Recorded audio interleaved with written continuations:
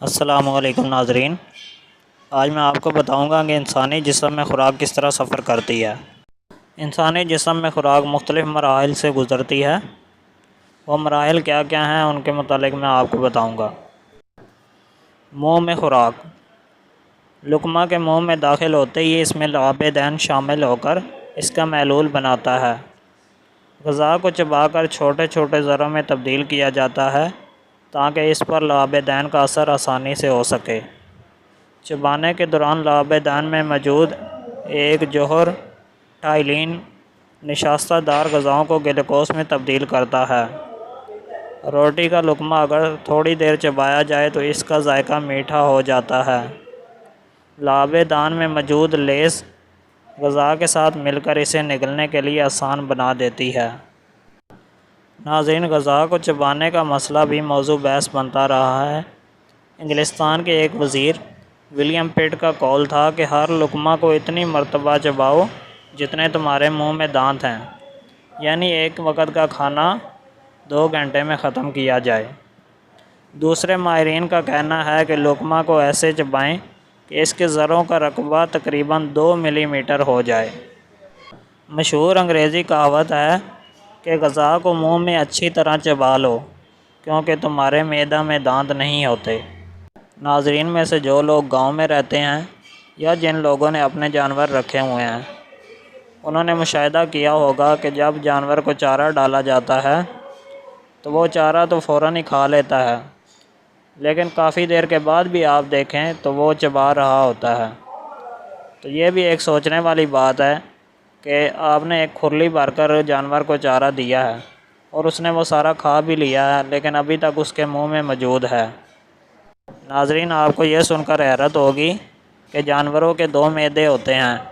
ایک معدے میں وہ چارہ سٹور کر لیتا ہے اور جیسے ہی اسے فرصت ملتی ہے وہ چارہ دوبارہ اگل کر اسے چبانا شروع کر دیتا ہے۔ معدہ میں خوراک۔ چبانے اور نرم کرنے کے بعد خوراک تھوڑی تھوڑی مقدار میں معدہ کو جاتی ہے۔ نگلتے وقت یہ سانس کی نالی کے اوپر سے پھسل کر گزر جاتی ہے۔ قدرت نے عجیب بندوبست کیا ہے کہ نگلتے وقت سانس کی نالی کے منہ پر ایک ڈھکنا آ جاتا ہے، یعنی سانس کی نالی بند ہو جاتی ہے۔ لیٹ کر یا ٹیک لگا کر کھانے سے ممکن ہے کہ وہ ڈھکنا ٹھیک سے اپنی جگہ پر نہ بیٹھا ہو اور اس طرح خوراک کا کوئی حصہ سانس کی نالی میں جا کر شدید تکلیف کا باعث بن سکتا ہے۔ ناظرین، اسی لیے ہمارے پیارے نبی صلی اللہ تعالیٰ علیہ وآلہ وسلم نے ہمیں لیٹ کر یا ٹیک لگا کر کھانے سے منع کیا ہے۔ معدہ میں زیادہ تر پیپسین اور ہائیڈروکلورک ایسڈ پائے جاتے ہیں۔ ناظرین، آپ کو یہ سن کر حیرت ہوگی کہ معدہ میں مکمل طور پر غذا ہضم نہیں ہوتی۔ معدے کا اصل مقصد غذا کو کچھ عرصہ کے لیے روک کے رکھنا یعنی ذخیرہ کرنا ہے۔ اس انتظار کے دوران ہائیڈروکلورک ایسڈ نشاستہ والی غذاؤں کو گلوکوز میں تبدیل کرتا ہے یا کچھ حصہ پیپٹون میں تبدیل ہو جاتا ہے۔ چکنائیوں پر معدہ میں کوئی اثر نہیں ہوتا۔ معدہ میں اگرچہ غذا کا معمولی سا عمل ہوتا ہے، لیکن ہضم کا پورا عمل چھوٹی آنت میں ہوتا ہے۔ معدہ سے پانی، گلوکوز، شہد اور ادویات براہ راست جسم میں داخل ہو سکتی ہیں، اس لیے ان کے اثرات چند ہی منٹوں بعد محسوس کیے جا سکتے ہیں۔ چھوٹی آنت میں خوراک۔ معدے سے موصول ہونے والی غذا میں تیزابیت ہوتی ہے، اس لیے چھوٹی آنت میں پہلے سوڈا بائی کارب پیدا ہوتا ہے تاکہ خوراک میں موجود تیزابیت کو زائل کیا جا سکے۔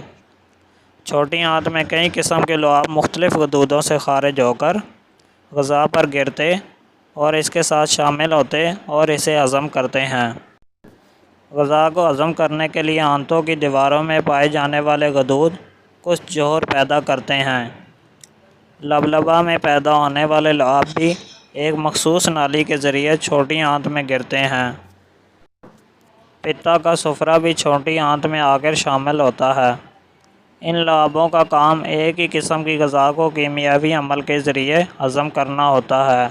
مثال کے طور پر ٹرپسینوجن اور لپس لبلبہ سے پیدا ہوتے ہیں، لیکن ٹرپسینوجن صرف پروٹین کو ہضم کرتا ہے جبکہ لپس چکنائیوں کو ہضم کرتا ہے۔